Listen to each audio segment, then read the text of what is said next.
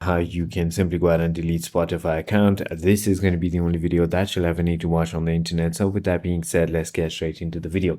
So in order to go ahead and delete your Spotify account, you must use a web browser and not the app to access the support page.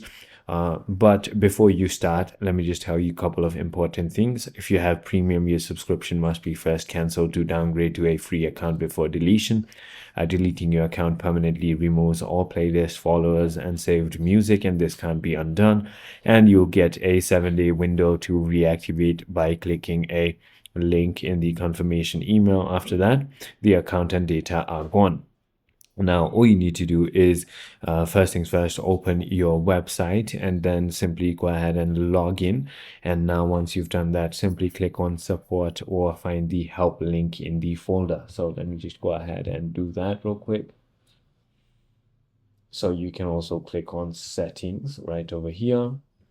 And as you can see, here's gonna be a little help option that I need to go ahead and look for.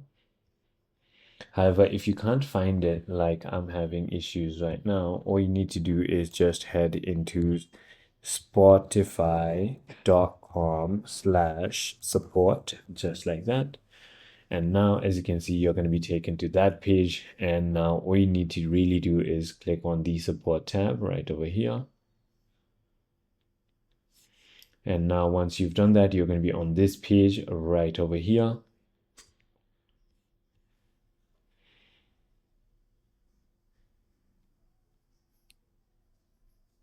Now in the search bar, all you need to do is simply go ahead and search for close account right here, and closing your account and deleting your data. Click on that, and now click on close your free account and delete your data right over here.